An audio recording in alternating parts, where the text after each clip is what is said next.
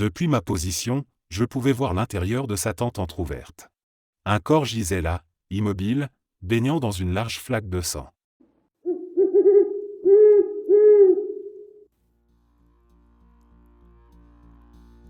J'ai été appelé pour une intervention concernant un individu qui tirait au fusil de chasse chez lui.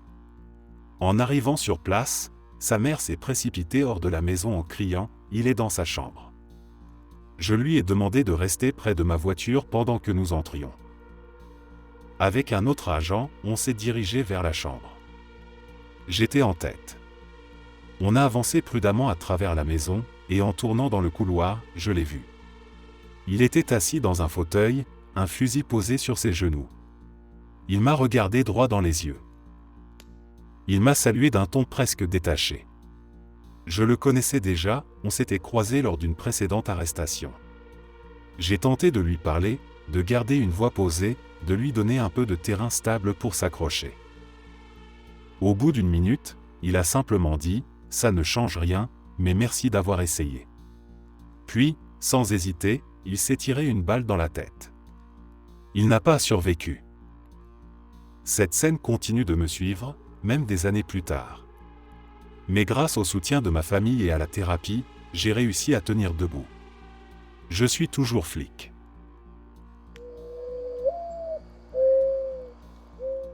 Je faisais un tour de patrouille avec mon père, c'était il y a plusieurs années, pendant une nuit de pleine lune. Et même si ça peut sembler cliché, il se passe vraiment des choses étranges lors de ces nuits-là. Il reçoit un appel d'une mère demandant de l'aide pour faire sortir son ex-mari de chez elle. Ce type, bien qu'il n'ait jamais été condamné, avait été accusé à 2 reprises d'agression sexuelle sur mineurs. Il avait formellement interdiction d'approcher les enfants de son ex-femme. Précision importante, tout cela s'était passé avant ce que je vais raconter. On arrive donc sur place en pensant qu'il s'agit simplement d'un homme ivre et agressif, qu'il faudra calmer et raccompagner hors de la maison. On entre, on traverse le salon, puis on se dirige vers la chambre de l'un des enfants. C'est là qu'on le trouve. Il était au milieu de la pièce, en train d'agresser sexuellement une fillette, déjà morte. Il continuait son acte comme s'il ne s'était rien passé, poussant des gémissements que je peux encore entendre aujourd'hui. Sa tête à elle était tournée à un angle impossible, comme si elle regardait derrière elle. L'image n'avait rien d'humain. Elle était figée, brisée. Je suis sorti immédiatement. Mes jambes ont lâché dès que j'ai atteint l'extérieur. Mon père, lui, l'a tiré de là et l'a plaqué au sol.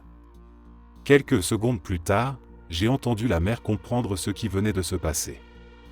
Ce cri, ce hurlement venu du fond des entrailles, je crois que je ne l'oublierai jamais. Ce que j'ai vu cette nuit-là m'a changé. Rien ne prépare à ce genre de vérité.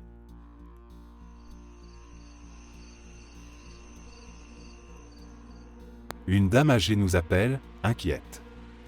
Son mari était sorti couper du bois le matin et n'était toujours pas revenu pour le déjeuner. Il avait reçu un diagnostic récent, une maladie incurable, en phase terminale. On s'est mis à le chercher autour de la propriété, pensant au départ à un accident banal. On a fini par le retrouver dans leur grange. Il s'était pendu à une poutre, suspendu par le cou. Mon collègue, un vieux de la vieille, avait déjà vu l'essentiel dans ce métier. Moi, j'étais encore tout frais dans le service, sans trop d'expérience. Ce que j'ai vu ce jour-là, je ne l'oublierai jamais.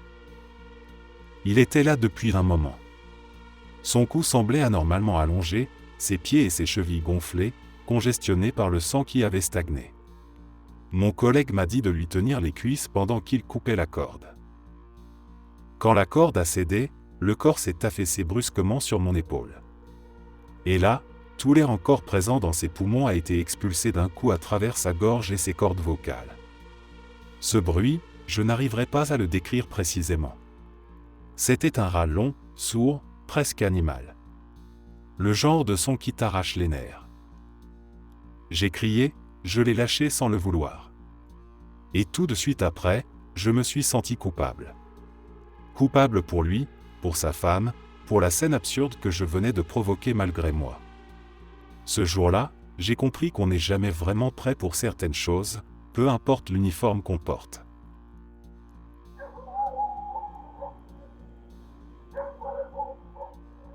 J'étais dans une unité d'intervention spécialisée, type SWAT, et on a vu toutes sortes de situations, du dangereux, du choquant, du franchement morbide.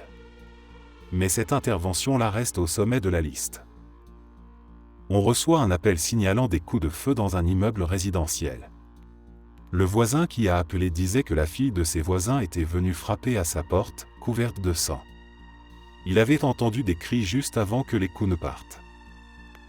On arrive rapidement sur les lieux, casque vissé sur la tête, fusil en main. Devant l'entrée de l'immeuble, une petite fille debout, trempée de sang, tenue par 2 adultes qui tentaient de la calmer. On entre, on fait évacuer l'étage concerné, les autres avaient déjà été vidés. On avance vers l'appartement signalé, on annonce notre présence, on frappe. Aucun bruit. On enfonce la porte. Dès l'entrée, du sang. Sur les murs, au sol, sur les meubles. L'odeur métallique est partout. On traverse le séjour. Un corps est affalé sur le canapé. Une partie de l'équipe bifurque à gauche, moi et 2 autres on prend à droite. Une porte est fermée, celle de la salle de bain. On se fige, pensant à une embuscade. On s'attend à ce que ça tire à travers la porte. On annonce notre présence. Toujours rien. J'ouvre lentement. Nouvelle détonation visuelle, encore plus de sang. Un deuxième corps, cette fois dans la douche. Inerte. En fouillant le reste de l'appartement, on retrouve des traces dans la chambre de la fillette. Le lit est taché, les draps collés, l'oreiller imbibé. L'enquête révélera que les parents se disputaient violemment ce jour-là. Le père a pris une arme, a abattu la mère d'un tir en pleine tête dans le salon. Et puis il s'en est pris à sa fille. Elle aussi a reçu une balle, directement dans la tête. Mais le projectile n'a pas traversé la boîte crânienne. Les médecins légistes ont conclu que le coup était volontaire, probablement pour s'assurer qu'elle ne parle pas à la police. Elle avait survécu, par miracle. Ce qu'elle avait sur elle, c'était le sang de sa mère, le sien, et celui du monstre qui avait tenté de la faire taire. Après ça, il s'est enfermé dans la salle de bain. Il a terminé là, le corps effondré sous la douche, l'arme encore en main. Il y a des scènes qui vous marquent. Celle-ci m'a glacé bien après que les sirènes aient cessé, longtemps après qu'on ait quitté les lieux. Parce qu'au milieu de cette horreur, il y avait une enfant qui avait vu tout ça, et qui était encore debout.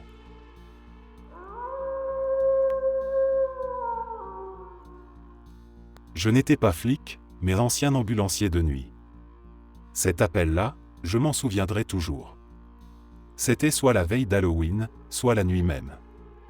On reçoit une alerte vers 3 heures du matin, perdu au milieu de nulle part, pour une douleur généralisée. Ce genre de motif, c'est toujours suspect, ça peut aller de « je me suis foulé un doigt » à « j'ai une balle dans le ventre mais je veux pas que la police débarque ». On arrive devant une maison complètement isolée, et une vieille dame un peu flippante nous fait signe d'entrer, par le garage. Pas par la porte d'entrée. Elle l'avait bloquée avec une énorme télé, au cas où des zombies ou des cambrioleurs viendraient, selon elle. L'ambiance était déjà bien étrange. Le garage était plongé dans le noir complet. On lui demande d'allumer la lumière, mais elle nous dit que ce n'est pas possible, que des écureuils ont rongé les fils électriques. Mon collègue et moi, on se regarde un peu interloqués, mais on continue. On s'est dit que c'était peut-être juste une mise en scène pour Halloween. On entre dans la maison. Pas de meubles, rien, juste un matelas posé à même le sol. Et cette énorme télé toujours coincée contre la porte. La patiente, c'était la fille de la vieille dame. Douleur chronique. Rien d'urgent, rien de dramatique. On l'installe dans l'ambulance, elle est calme, attachée sur le brancard. Mais un truc clochait avec la mère. Alors je ferme la porte de l'ambulance, laissant mon collègue à l'intérieur avec la patiente, c'est un gaillard, il peut gérer. Moi, je reste dehors avec la vieille. Elle avait maintenant le bras dans une écharpe, qu'elle venait tout juste de mettre. Elle me tend une canette de Coca Light pour sa fille. Je refuse poliment. Elle explose. Elle balance la canette par terre et se met à courir vers la maison, mais s'arrête net, fait demi-tour, et revient droit sur moi. Et là, je vois qu'elle tient quelque chose dans sa main. Elle avait sorti un couteau. Heureusement, pile à ce moment-là, mon collègue ouvre la porte de l'ambulance pour me dire qu'il est prêt à partir. Ça la surprend juste assez pour que je saute dans le véhicule et qu'on décolle en vitesse vers l'hôpital. Une fois la patiente déposée, je suis rentré chez moi. Et j'ai craqué. Je me suis effondré. C'était la première fois que je sentais que je pouvais vraiment y passer pendant une intervention. 3 heures du matin. Nuit d'Halloween.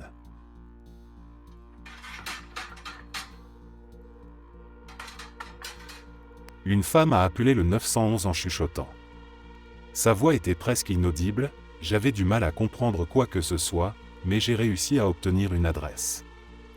J'ai gardé la ligne ouverte pendant tout le temps où les agents se rendaient sur place. Une fois arrivé, un homme est sorti de la maison. Quand ils lui ont demandé pourquoi un appel avait été passé au 911, il a répondu que ça devait être une erreur, qu'il n'y avait aucun problème. Les agents ont trouvé sa réponse étrange et ont décidé de rester un moment à discuter avec lui devant la maison.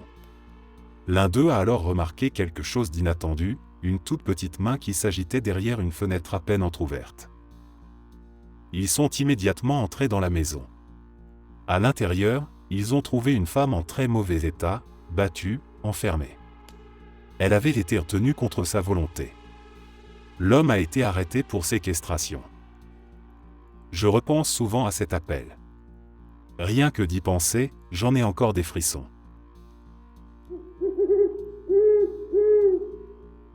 Ce n'est pas mon histoire, mais celle de l'agente de police affectée à mon école, que j'avais interrogée un jour par curiosité.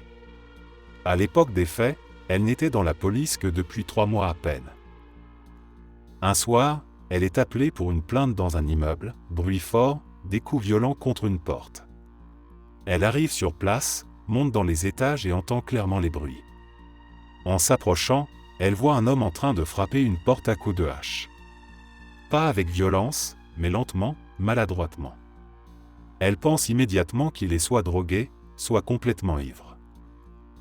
Elle dégaine son tasé, lui ordonne de lâcher l'arme et de se mettre au sol. Il la regarde, reste un instant figé, puis se met à courir droit sur elle, hache levée, prêt à frapper. Elle n'hésite pas, elle tire. Il s'écroule immédiatement, raide, face contre terre. Et là, sans prévenir, il se vide littéralement sur lui-même, urinant partout. Elle m'a raconté ça avec un demi-sourire nerveux. Ce n'était pas la pire chose qu'elle avait vue, mais pour ses débuts, c'était marquant. Surtout cette image d'un homme tasé en plein élan, effondré, neutralisé d'un coup, à la fois absurde et terrifiante.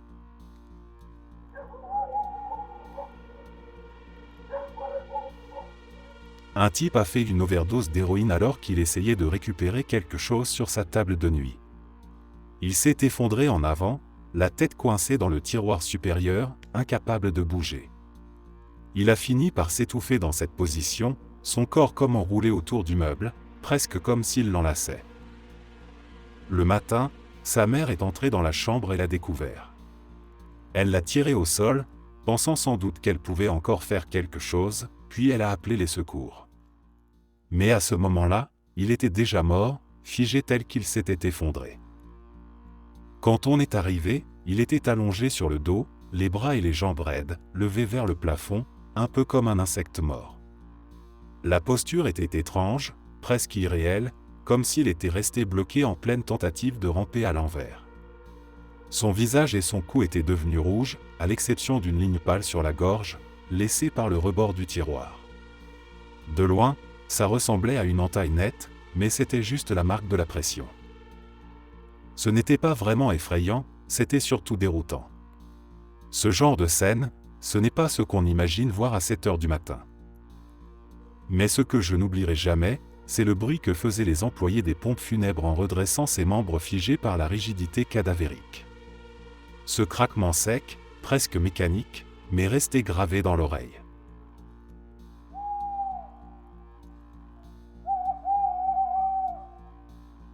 À l'époque, j'étais policier militaire. Je venais juste de commencer ma garde du soir.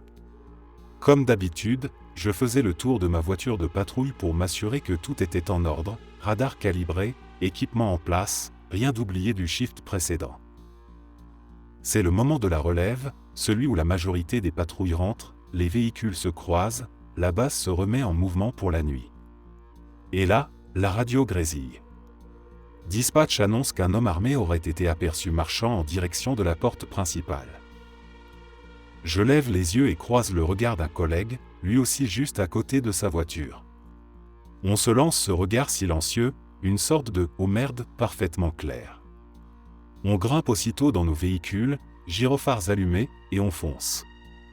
J'ai dû atteindre les 130, 140 km/h jusqu'à la porte. En arrivant, je baisse la vitre et demande aux soldats en poste où se trouve cet homme. L'un d'eux me désigne une route qui part en dehors de la base, mais qui reste techniquement sur le domaine militaire jusqu'au prochain feu tricolore, à la limite de la ville. Je repars à fond, l'adrénaline au maximum. Dans ma tête, je me prépare au pire, possible tireur actif, attaque ciblée. Et je pense à Fort Hood, à ce genre de scénario où tout peut basculer en quelques secondes. Pas même un an plus tôt, un gars avait été arrêté par le FBI pour avoir tenté de faire entrer une bombe sur la base. Finalement, j'aperçois un homme en bordure de route. J'allume mon projecteur, et je distingue une lueur métallique dans sa main. Ça brille comme le canon d'une arme. Je pile net, enclenche le frein à main, sors de la voiture et braque mon arme en criant « Montre-moi tes mains, les mains en l'air ». Et c'est là que je comprends. Ce n'était pas une arme. C'était un thermos. Mon partenaire arrive juste derrière moi alors que je tiens toujours le type en joue. Le pauvre, il ne devait rien comprendre et probablement flipper autant que moi. Une fois contrôlé, on vérifie, pas d'arme, rien d'illégal. Quelqu'un avait simplement aperçu la lueur sur son thermos depuis une voiture et avait paniqué. Il s'avère que le gars avait perdu son permis à cause d'une conduite en état d'ivresse, et il marchait jusque son boulot, il était concierge dans une des écoles de la base. Il faisait juste sa routine quotidienne. Comme il faisait froid, je l'ai fait s'asseoir sur le siège passager de mon véhicule pendant que je faisais les papiers. Je ne cessais de m'excuser. Aujourd'hui, avec du recul, c'est presque une anecdote amusante. Mais sur le moment, je croyais vraiment que j'allais me retrouver dans un échange de tirs. Et ça, ce n'est pas quelque chose qu'on oublie facilement.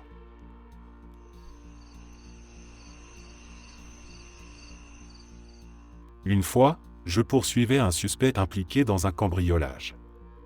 Il a pris la fuite et s'est engouffré dans ce qui, à première vue, ressemblait à un marché de producteurs. En réalité, c'était aussi un campement de sans-abri. Je me suis agenouillé pour essayer de le repérer entre les tentes et les étals improvisés. Et là, sans m'en rendre compte, j'ai planté mon genou droit en plein dans un tas d'excréments humains. Pas juste effleuré, non, c'était bien enfoncé, jusqu'à ce que ça traverse entièrement mon pantalon. Dès qu'on a réussi à mettre la main sur le gars, j'ai pris la direction du commissariat aussi vite que possible. J'ai passé un bon moment à frotter comme un fou avec du savon antibactérien, mais franchement, à un moment, tu te demandes si ça nettoiera jamais vraiment, mentalement surtout. Il y a des jours où tu rentres chez toi avec la satisfaction d'avoir fait ton boulot.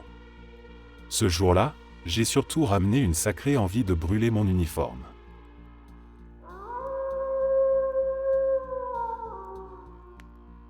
On a été appelé pour un accident de voiture isolé, perdu quelque part en pleine campagne.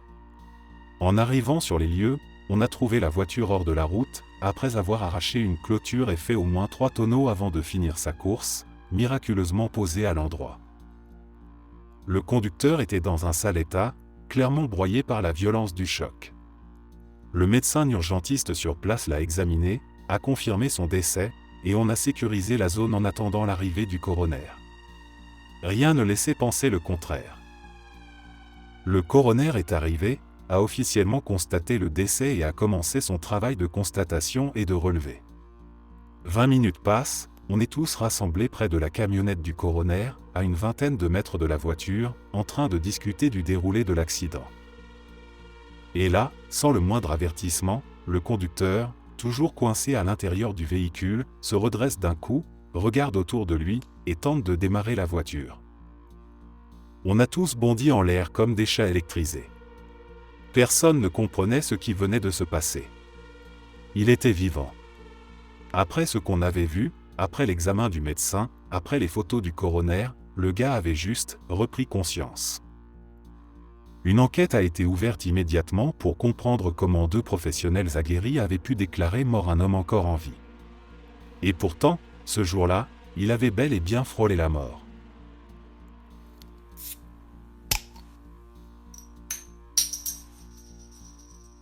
Récemment, j'ai participé à une intervention en assistance sur un appel de secours qui m'a profondément marqué. La répartition des tâches nous a indiqué que la personne ayant appelé était rentrée d'une course et avait découvert sa sœur allongée dans son lit, inconsciente. Dès notre arrivée sur les lieux, il était évident que la jeune femme avait cessé de vivre. Ce qui a particulièrement dérangé, c'est que l'équipe de secours, ayant été dépêchée en premier, n'avait pas pris le temps d'examiner les lieux avant notre arrivée. La scène laissait entrevoir des signes manifestes d'un cambriolage, une fenêtre de la chambre arrière était brisée, le verre se trouvait à l'intérieur, indiquant que l'intrus s'était introduit en forçant l'accès depuis l'extérieur. Les indices semblaient également pointer vers une agression physique, car on observait des marques qui laissaient supposer que la victime avait peut-être été étranglée. Les secours avaient rapidement transporté la jeune femme, percevant encore de minimes signes de vie, et estimaient que les événements tragiques s'étaient produits dans l'heure qui avait précédé leur intervention. J'ai éprouvé une profonde compassion pour la sœur qui, en rentrant chez elle, a dû vivre cet instant d'horreur et d'incompréhension. Ce récit reste gravé dans ma mémoire en raison de l'enchaînement des indices et de la détresse palpable dans cette demeure bouleversée.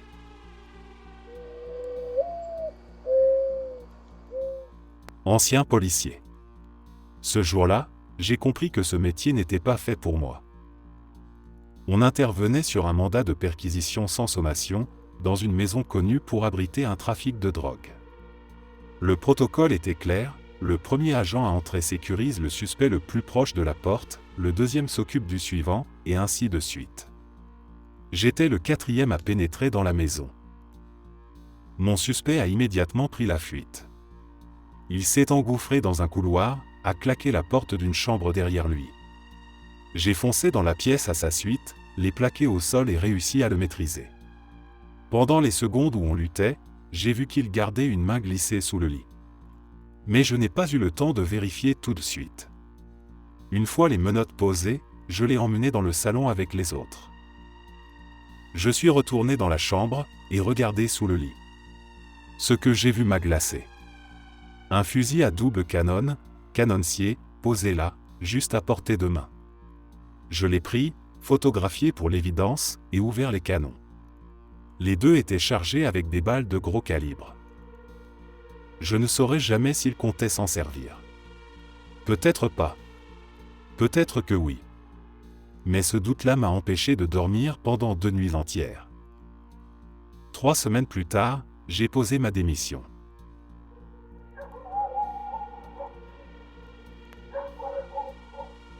Mon oncle était policier à Los Angeles.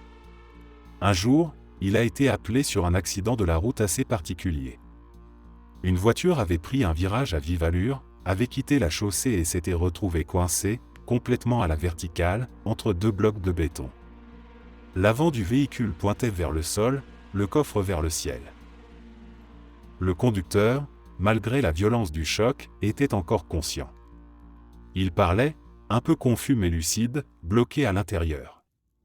L'avant de la voiture était écrasé, ses jambes complètement coincées sous le tableau de bord.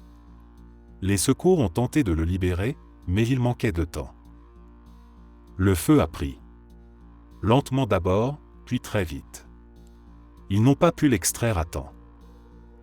Il est mort brûlé vivant dans cette position, suspendu, enfermé dans l'habitacle.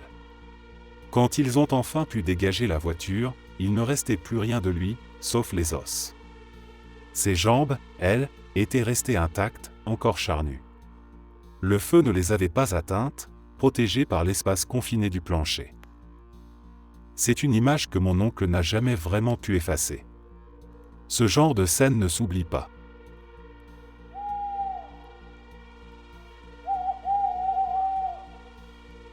Quand j'étais encore débutant, on m'a envoyé répondre à une alarme déclenchée dans un restaurant connu localement pour être hanté par une femme. Rien de très sérieux sur le papier, une vérification de routine. Le premier à arriver sur place était un vétéran, un flic expérimenté, du genre calme en toutes circonstances, jamais stressé à la radio. Pourtant, à peine sur les lieux, il demande immédiatement du renfort avec une voix tendue, presque aiguë. Rien à voir avec son ton habituel. Je me dépêche d'y aller. En arrivant, je le vois accroupi derrière le capot de sa voiture, le fusil à pompe déjà sorti, fixé sur le bâtiment. Mon premier réflexe, c'est de croire qu'un cambriolage est en cours. Je le rejoins en vitesse, lui demande ce qu'il se passe. Il me répond simplement que dès qu'il a allumé ses feux pour éclairer la façade, il a vu une femme sauter du toit, puis disparaître. Pas fuir. Disparaître. Il était visiblement secoué, ce qui m'a tout de suite mis sur mes gardes. On a fouillé l'endroit de fond en comble avec un autre collègue. Aucun signe d'effraction, aucune trace de passage. Rien. Je ne suis pas du genre superstitieux, mais ce soir-là a laissé une drôle de marque. Depuis, chaque fois que j'ai dû retourner à ce restaurant de nuit, je m'arrangeais pour ne jamais y aller seul.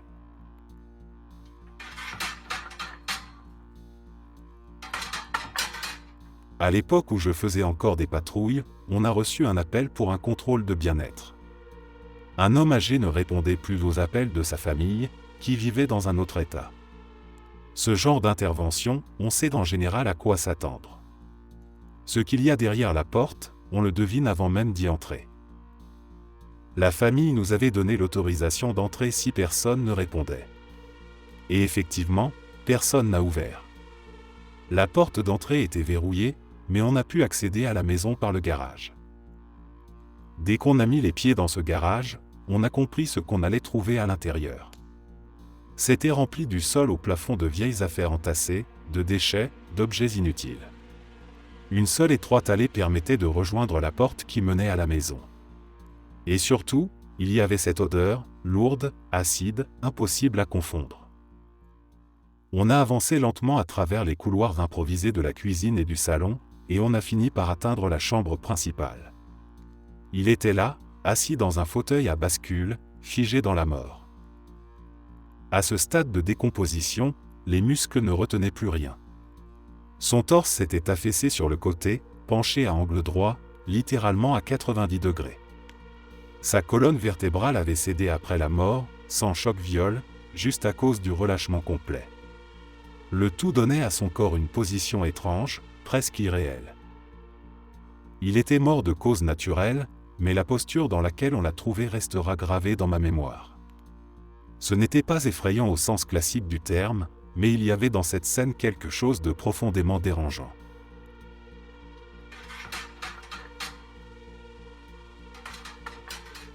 On a été appelé pour une vérification de routine. Une femme, vivant seule avec ses 3 chiens, n'avait plus donné signe de vie depuis un moment. Personne ne l'avait vue depuis plusieurs jours. Avec un collègue, on est entré de force dans la maison. À l'intérieur, les chiens étaient là, nerveux, en alerte, visiblement perturbés. On a commencé à fouiller pièce par pièce. En entrant dans le salon, on a repéré un canapé avec quelque chose qui dépassait de manière étrange.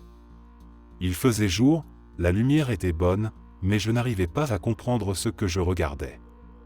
C'était droit, rigide, presque comme un bras dressé vers le plafond. Je me suis approché, j'ai tourné autour une première fois, puis une seconde. Et là, j'ai compris. Ce n'était pas un bras. C'était la colonne vertébrale de la résidente. Son corps avait été en grande partie dévoré. Il ne restait plus que la partie supérieure du torse, reliée aux jambes par un lambeau de peau. Ses membres inférieurs avaient été traînés jusqu'à sa tête, ce qui faisait ressortir la colonne vertébrale de façon macabre. C'était une vision atroce. Malgré tout, on a procédé à nos constatations. Les chiens ont été pris en charge, les restes ont été récupérés. Rien ne laissait penser à un acte criminel, alors la mort a été classée comme naturelle, aussi choquante soit-elle. Une entreprise de nettoyage spécialisée a été contactée. Alors qu'on quittait les lieux, on a eu un doute, on n'avait pas trouvé le bassin. On ne voulait pas que les agents du nettoyage tombent dessus, alors on est retourné dans la maison pour refaire une fouille plus minutieuse. Rien. Le bassin avait disparu. Les chiens l'avaient probablement entièrement consommé. Même si la scène était classée comme une mort naturelle, ce genre d'intervention vous suit longtemps. Parce qu'on ne s'attend jamais à ce que le corps humain disparaisse de cette façon.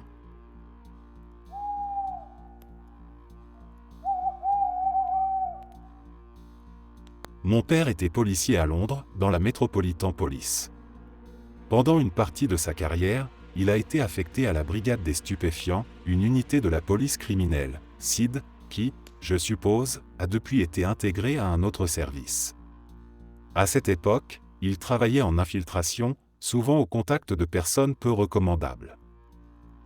Je me souviens qu'un jour, alors que j'étais encore à l'école, des policiers sont venus me chercher en plein cours. Son identité avait été compromise et notre famille avait été menacée par des membres d'un cartel colombien. Je ne me souviens pas de tous les détails, j'étais jeune, mais je sais que c'était pris très au sérieux, même si ça restait, heureusement, une mesure de précaution. Ma mère, elle, était loin d'être rassurée.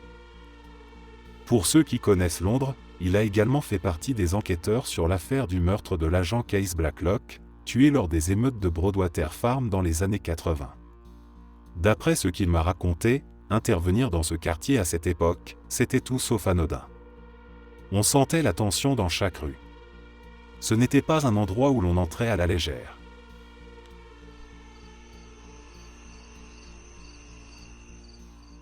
Mon père est policier, et il a des tas d'histoires à raconter, mais il ne m'a jamais partagé ce qu'il considère comme les plus terrifiantes. En général, il garde pour lui les récits les plus sombres. La seule histoire un peu étrange qu'il m'a racontée n'est même pas directement liée à son travail. Faut savoir que mon père ne croit absolument pas au surnaturel. Aucune place pour les fantômes, les esprits ou quoi que ce soit de ce genre. Quand j'étais enfant, les émissions de chasse aux fantômes étaient interdites à la maison, et dès que j'abordais le sujet, il changeait de conversation ou me coupait net. Un jour pourtant, il m'a parlé d'une maison dans notre ville. Un meurtre particulièrement violent y aurait eu lieu dans les années 80. Son ami, à l'époque, envisageait de l'acheter, alors mon père l'a accompagné pour faire une visite. Une femme, je ne sais plus si elle était une connaissance ou juste une invitée, était venue avec eux. Dès qu'ils ont franchi le seuil, cette femme s'est arrêtée net. Son visage a changé, comme si elle venait de recevoir un coup. Elle a dit d'une voix basse et tendue, « Quelque chose d'horrible s'est passé ici. Il faut partir. » Mon père, intrigué, a demandé à son ami s'il savait ce qui s'était passé dans la maison. Il se souvenait vaguement d'une affaire sordide, mais ignorait que c'était précisément dans cette maison-là. Quant à la femme, elle n'était même pas originaire de la région. Elle n'aurait donc pas pu connaître l'histoire par hasard. C'est la seule fois que mon père a reconnu quelque chose d'étrange, sans explication rationnelle. Il n'a jamais prétendu que c'était surnaturel, mais il n'a pas cherché non plus à démystifier ce que cette femme avait ressenti. Avec tout ce qu'il a vu dans son métier, je pense qu'il préfère se concentrer sur les horreurs concrètes du quotidien. Le réel lui suffit largement, et il n'a pas envie d'ajouter quoi que ce soit d'invisible ou d'inexplicable à ce qu'il connaît déjà du pire.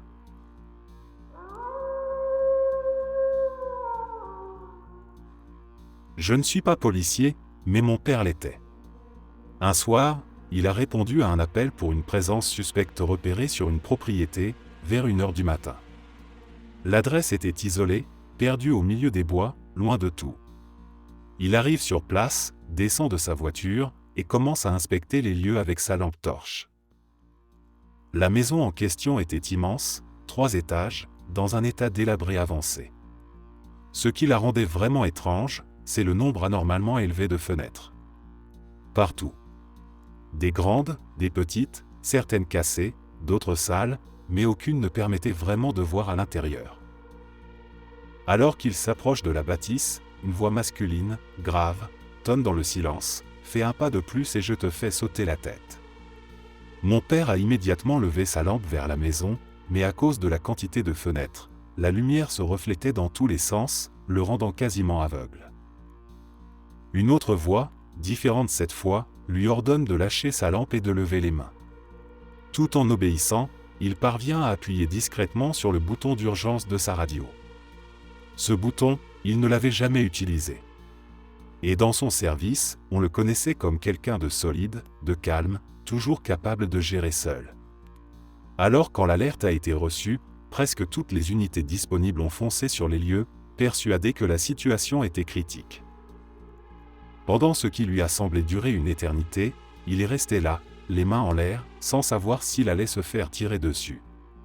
10 minutes de tension absolue, seul, au milieu de nulle part, devant une maison qui semblait l'observer de toutes parts. Quand les renforts sont arrivés, ils ont encerclé la maison et procédé à une fouille complète. Toutes les portes étaient verrouillées de l'intérieur. Aucune trace d'effraction. Aucun bruit. Rien n'indiquait que quelqu'un y était ou y avait été récemment. Mon père a beau avoir vu des choses dans sa carrière, celle-là l'a marqué. Et moi aussi, rien que d'y repenser, j'en ai encore la chair de poule.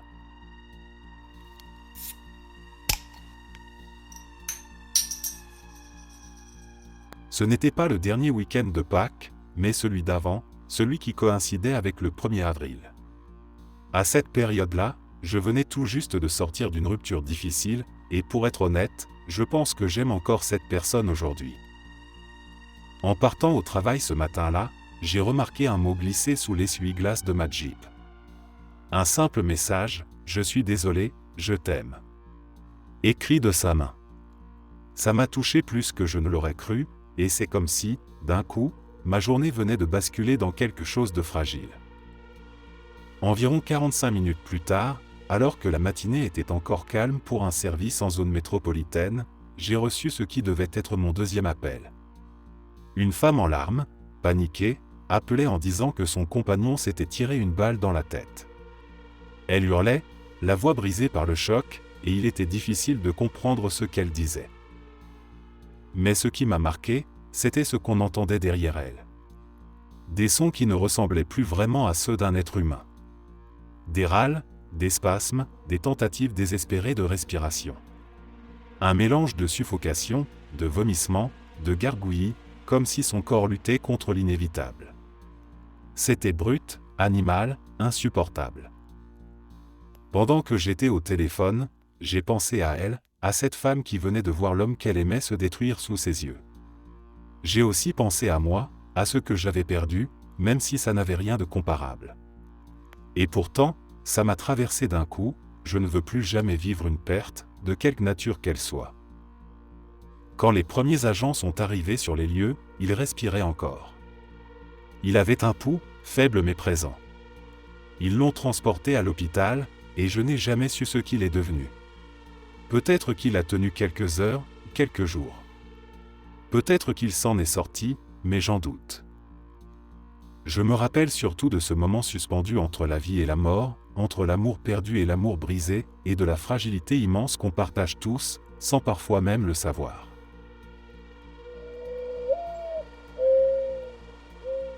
Je travaillais de nuit, en poste sur le 3e shift, et je surveillais notre fil d'appel, un écran où l'on peut voir tous les signalements en cours dans notre service.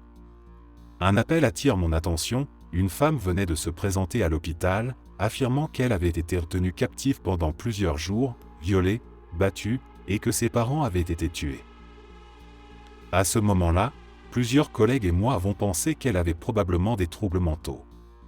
On a même lâché un « ok », encore une cinglée, pas par méchanceté, mais parce que dans ce métier, l'humour noir, c'est souvent ce qui nous permet de tenir. On a quand même suivi la procédure. La ville étant divisée en secteurs pour faciliter les patrouilles, on a basculé sur le canal radio correspondant au sien. Elle avait donné une adresse, alors un officier a été envoyé pour vérifier les lieux, s'assurer qu'il ne s'agissait pas d'un délire. Et c'est là que tout a basculé. L'officier arrive sur place, aperçoit des traces de sang sortant du garage. En entrant, il découvre la mère de la femme, morte, attachée à l'étage. Une des chambres est équipée de câbles, de chaînes, de menottes fixées au mur.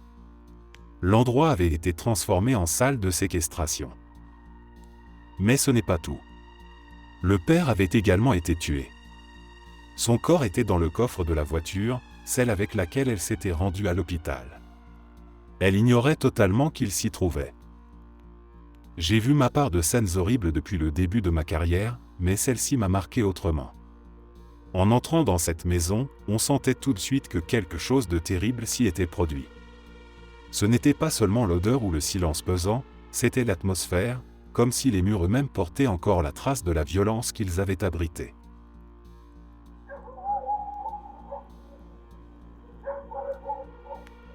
Je suis policier, et même si rien ne me fait vraiment peur, certaines choses restent franchement dérangeantes. Celle-là en fait partie. Dans mon secteur, il y a un type qu'on surnomme El Duende, c'est un mot espagnol qui désigne quelque chose comme un gnome ou un petit être. Le surnom lui vient de sa taille, il est vraiment petit, et il traîne souvent dans le coin. Un soir, on reçoit un appel pour un vol avec agression au couteau. En arrivant, on tombe sur un groupe d'amis de la victime, à côté d'une grande flaque de sang. Ils nous disent que El Duende a été poignardé et qu'il est parti en courant. Personne ne connaît son vrai nom. Il y a des gouttes de sang qui forment une trace autour de l'immeuble, alors on commence à suivre la piste. On fait tout le tour du bloc, jusqu'à l'autre côté, en face d'une supérette. Là, une deuxième flaque de sang, encore plus massive.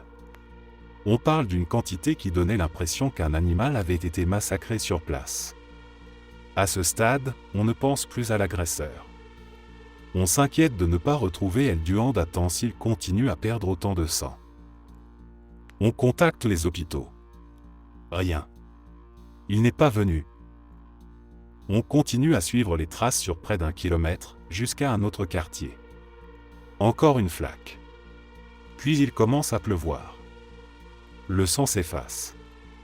L'hélico qui nous prêtait main forte doit se poser à cause de la météo.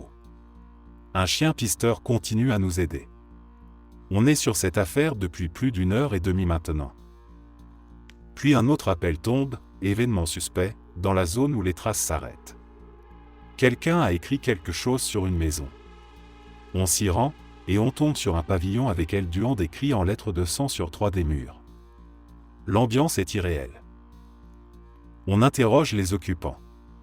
Ils mettent du temps à comprendre, mais finissent par nous dire que leur fils de 30 ans, qui a des troubles mentaux, vit souvent dans le parc voisin. Oui, c'est bien lui, El Duende. On va dans le parc. Et on le trouve. Trempé, couvert de sang des pieds à la tête, les vêtements collés à la peau. Je lui demande s'il est El Duende. Il me répond que non. Je le fixe et lui dis que je pense qu'il ment. Il baisse les yeux et dit calmement, « Bon, d'accord. Je suis El Duende. » Il refuse de se faire soigner. Mon collègue, un peu à bout, lui file un billet d'1$ pour qu'il accepte d'aller à l'hôpital. Et ça marche. Il y va? Quelques vérifications plus tard, on découvre que ses amis ont tout inventé. Pas de vol. Pas d'agression. El Duende s'était entaillé volontairement, pour rire un peu. Et les litres de sang qu'on avait suivis pendant 2 heures venaient de là. Je suis resté un moment dans ma voiture, trempé, à me demander ce que je venais de vivre exactement. Ce n'était pas effrayant. Mais c'était de loin l'une des nuits les plus absurdes de toute ma carrière.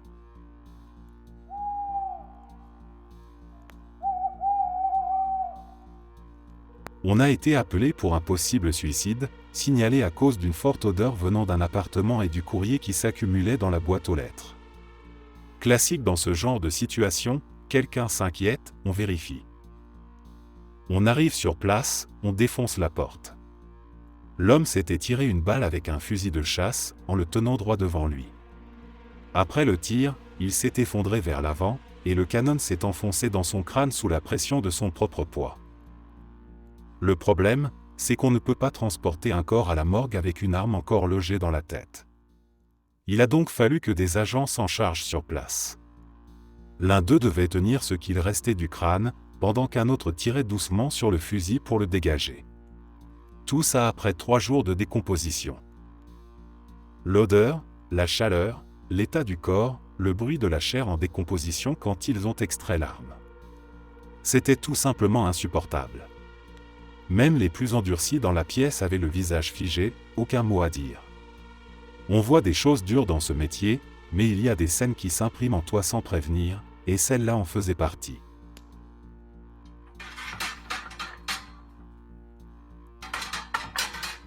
Mon père est agent de la route, et il y a environ 2 ans, il patrouillait comme d'habitude quand il a entendu un moteur rugir derrière lui. Il lève les yeux et se fait percuter à l'arrière par un pick-up. Sur le moment, il pense à un accident banal et appelle à la radio pour signaler l'incident. Mais le conducteur recule et recommence. Il le percute une deuxième fois, plus violemment. Là, mon père comprend tout de suite que ce n'est pas une erreur. Le type le fait exprès. Le gars tente ensuite de s'échapper, mais mon père réagit au quart de seconde. Il tourne son véhicule en pleine manœuvre pour lui bloquer le passage. Le choc est suffisamment puissant pour endommager le pick-up et l'immobiliser. Mon père veut sortir, mais impossible, sa jambe ne répond plus. Il ne sent rien, ne peut plus la bouger. Alors il reste dans la voiture, arme prête, visant le conducteur et lui ordonnant de garder les mains en l'air. Le type reste dans son véhicule, mais commence à se frapper le visage en hurlant « Tue-moi! Tue-moi! Je vais te tuer !» Mon père ne voit aucune arme, alors il le garde dans son viseur, sans tirer, en attendant les renforts. Les collègues arrivent rapidement, le neutralisent et emmènent mon père à l'hôpital. Quand j'ai pu le voir, il m'a avoué qu'il avait vraiment eu peur. Pas à cause de l'agresseur, mais parce qu'il croyait qu'il ne pourrait plus jamais marcher. Il ne sentait plus sa jambe, et dans sa tête, c'était fini.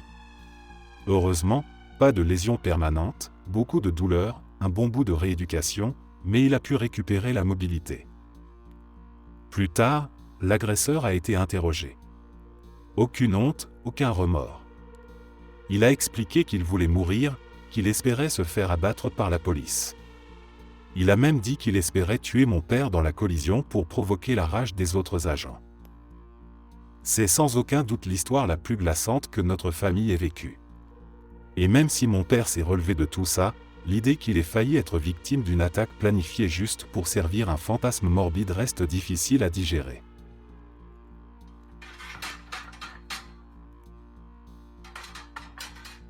Il y avait une série de cambriolages dans des bureaux de tabac de la ville, et vu que la commune n'est pas très grande, on avait réussi à positionner plusieurs agents autour des commerces qui n'avaient pas encore été visés.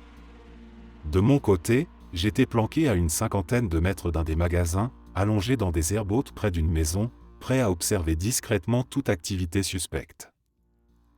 Mais ça n'a pas duré longtemps. Une vieille dame est sortie pour promener ses chiens, et évidemment, ils sont venus renifler l'endroit où j'étais couché. L'un d'eux m'a carrément pissé dessus.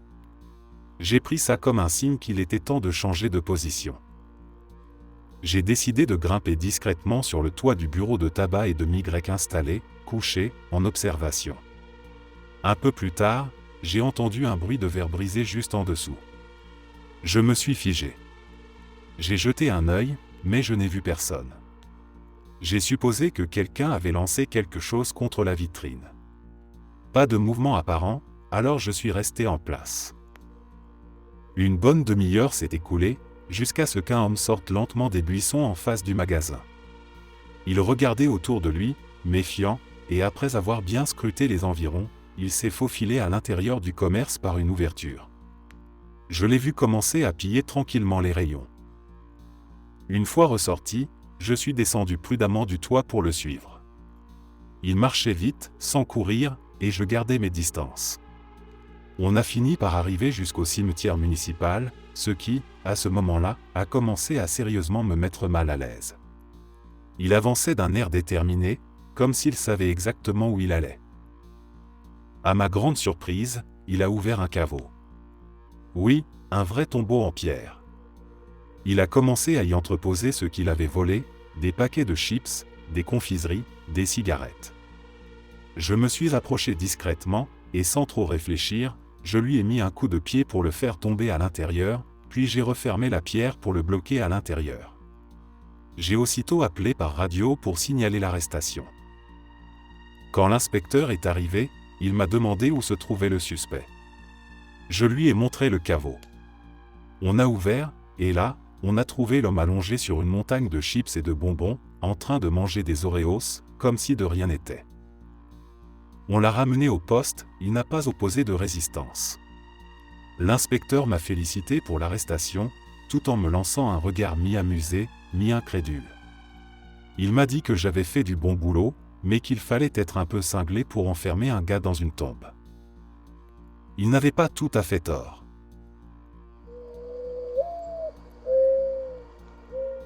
Ton histoire est profondément lourde, et je te remercie de la partager. Ce que ton père a vécu, c'est le genre de situation qu'aucun être humain ne devrait avoir à affronter, et pourtant, dans certaines circonstances extrêmes, c'est une réalité que vivent ceux qui portent l'uniforme.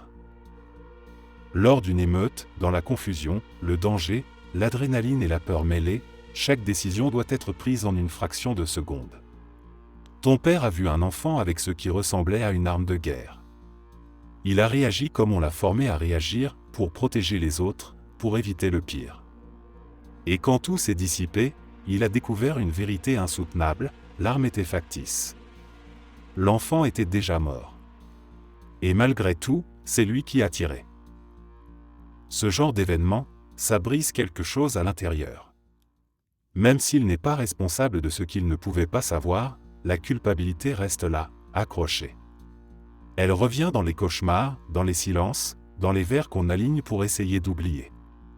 Et souvent, ceux qui vivent ce genre de traumatisme se sentent seuls dans leur douleur, même entourés. Ce n'est pas simplement une erreur tragique. C'est un poids que ton père porte depuis, un poids invisible mais réel, qui l'a changé, qui l'a rongé. Ce n'est pas juste une histoire de police ou de violence, c'est une blessure humaine, profonde, qui mérite autant de compassion que de compréhension. Je te souhaite à toi, et à lui surtout, toute la force possible.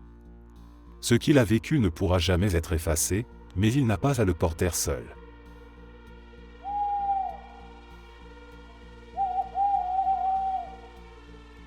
Mon père était policier à une époque difficile, et un événement en particulier l'a marqué à jamais. C'était pendant une émeute, une de ces journées où la tension flotte dans l'air comme une étincelle prête à déclencher l'irréparable. Il faisait partie des unités en place pour maintenir l'ordre, les rues étaient pleines, les cris couvraient presque les ordres radio, et les projectiles volaient de partout. Au milieu du chaos, un jeune garçon est apparu, tenant ce qui ressemblait à une arme automatique. Dans l'instant, mon père a réagi, comme on l'avait entraîné à le faire. Il a tiré. Quand la foule s'est dispersée, ils ont couru vers l'enfant. Mais il était déjà trop tard. Le garçon était mort. L'arme qu'il tenait n'en était pas une, juste une réplique, un jouet si réaliste que personne n'aurait pu faire la différence à cette distance, dans ce tumulte. Ce jour-là, quelque chose s'est brisé chez lui. Il n'a jamais vraiment parlé de ce qu'il a ressenti, mais on a tous vu le changement. Il est devenu plus silencieux, plus renfermé. Il dort mal, il boit pour apaiser ce qu'il garde au fond. Les crises de panique viennent sans prévenir, même des années plus tard. Il a quitté la police, mais ce jour ne l'a jamais quitté, lui. Chez nous, on ne parle pas souvent de ce qui s'est passé. Mais on sait que ce n'est pas juste un souvenir pour lui, c'est une cicatrice qui ne se referme pas.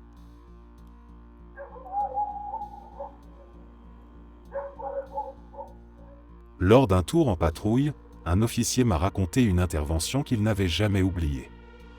Il était dans le bureau du shérif depuis à peine 7 mois lorsqu'il a été envoyé sur un signalement de disparition inquiétante. La famille et les amis d'une femme disaient n'avoir plus aucune nouvelle d'elle depuis environ 3 mois. Ils avaient tenté de la joindre à plusieurs reprises, sans succès. Dès son arrivée devant la maison, une odeur insupportable l'a saisi. Quelque chose de lourd, de putride, comme si l'air lui-même avait été imprégné. À côté de la porte d'entrée, il y avait une fenêtre. Le rebord, en bas, semblait noir. En s'approchant, il a compris pourquoi. Il était couvert de cadavres de mouches. Des centaines, peut-être des milliers. Il est rentré dans la maison, lampe torche à la main, et a commencé à inspecter pièce par pièce. Dans le salon, il a trouvé 2 chiens. L'un d'eux était encore vivant mais dans un état critique, maigre à l'extrême, tremblant de peur et de faiblesse. l'autre était mort. Juste à côté, 2 chats paraissaient en pleine forme, presque indifférents à ce qui les entourait. En arrivant dans la chambre, l'odeur est devenue presque physique. La femme était là, dans un coin de la pièce, morte depuis longtemps. Elle s'était effondrée après une overdose, et son corps avait commencé à se décomposer dans le sol. La scène était déjà difficile, mais un détail a immédiatement attiré son attention, ses doigts, ses orteils, ses oreilles, une partie du menton et du nez manquaient. C'était net. Les chats avaient survécu en la dévorant. L'odeur, d'après lui, ne l'a pas seulement frappé. Elle s'est incrustée dans sa gorge, au point qu'il avait littéralement le goût de la mort dans la bouche pendant plusieurs heures après avoir quitté les lieux. Depuis ce jour, il m'a confié qu'il ne regarde plus jamais les chats de la même manière. Pas avec peur, mais avec une conscience nouvelle de ce qu'ils sont capables de faire pour survivre.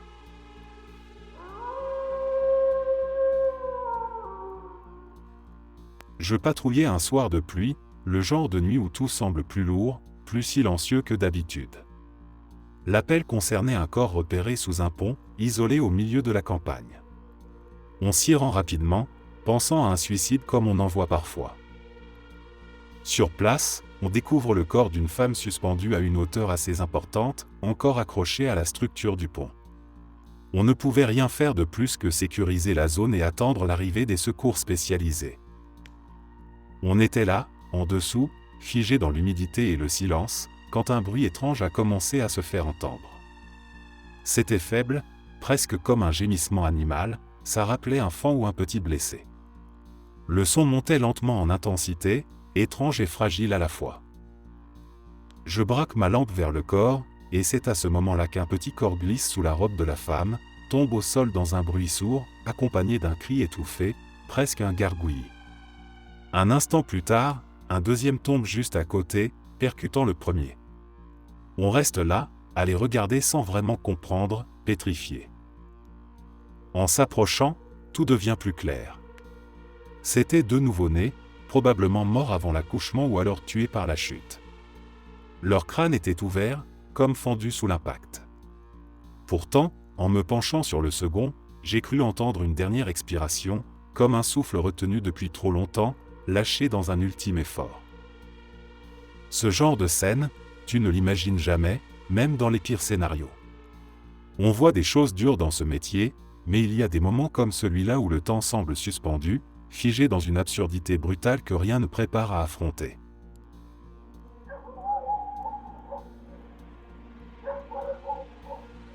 C'était lors de ma première année, quand j'étais encore tout nouveau dans le métier. J'étais chargé d'escorter une jeune femme à l'hôpital pour une évaluation psychologique. Elle avait tenu des propos suicidaires, alors la procédure était assez standard. Durant le trajet, elle s'est montrée polie, calme, même plutôt gentille.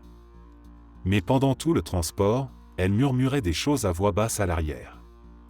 Je n'arrivais pas vraiment à saisir ce qu'elle disait, et je ne voulais pas insister non plus, alors je me suis concentré sur la conduite.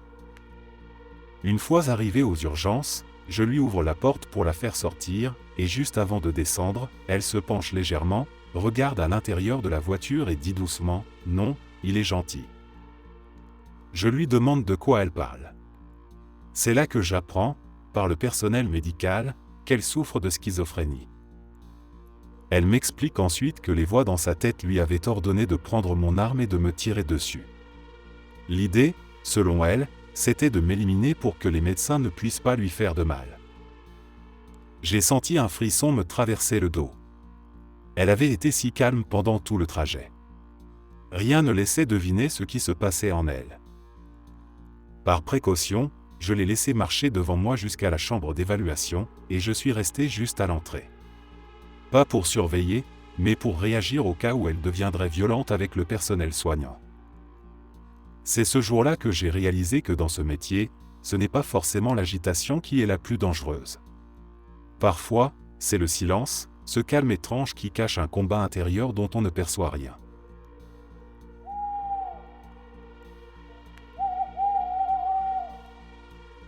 Je suis policier depuis que j'ai 20 ans. Au début j'étais souvent en patrouille, maintenant je passe la plupart de mes jours dans le bureau. Un jour, je faisais ma patrouille dans un endroit où des sans-abri passent la nuit près d'une station. Ils y étaient nombreux, certains dormaient encore, d'autres fouillaient dans des sacs en plastique, d'autres encore simplement assis à ne rien faire, le regard perdu. C'est à ce moment qu'il est sorti de sa tente, visiblement en détresse. Il marchait vite, les yeux écarquillés, les mains couvertes de sang. Son apparence m'a immédiatement mis en alerte. Il s'est dirigé droit vers moi, les gestes saccadés, comme s'il voulait expliquer quelque chose, demander de l'aide. Je me suis approché prudemment, tendu, cherchant à comprendre ce qui se passait. Soudain, sans prévenir, il a sorti un couteau et s'est précipité sur moi. 3 coups, rapides, précis. La douleur m'a transpercé le torse comme un feu glacé. J'ai reculé, désorienté, le souffle coupé, avant de trébucher et de m'effondrer au sol. Depuis ma position, je pouvais voir l'intérieur de sa tente entr'ouverte. Un corps gisait là, immobile, baignant dans une large flaque de sang. Une vision figée dans l'horreur. Alors que j'essayais de rester conscient, un autre sans-abri est arrivé en courant. Il a plaqué l'agresseur au sol, le maintenant tant bien que mal. Profitant de ce répit, j'ai réussi à alerter les renforts. Tout était flou, la douleur me paralysait, mais je tenais bon. Quelques minutes plus tard, les sirènes ont retenti. L'endroit s'est rempli d'uniformes et de cris. Quand tout s'est calmé, l'enquête a révélé que 2 corps avaient été retrouvés dans la tente. 2 victimes poignardées à plusieurs reprises. L'homme qui m'avait attaqué venait probablement de commettre ces meurtres juste avant de m'agresser. J'ai passé 2 semaines à l'hôpital. Des côtes fêlées, une plaie profonde au poumon, un rein légèrement touché. On m'a dit que j'avais eu de la chance. Aujourd'hui, je suis de retour sur le terrain. Toujours policier. Toujours convaincu que ce métier en vaut la peine. Mais quelque chose a changé. J'ai appris à être plus prudent, à ne jamais me fier aux apparences, même quand on croit simplement faire face à un appel à l'aide. Merci d'être resté jusqu'à la fin. N'oubliez pas d'aimer la vidéo, de vous abonner et de partager vos propres histoires en commentaire. On se retrouve demain à la même heure devant ce feu.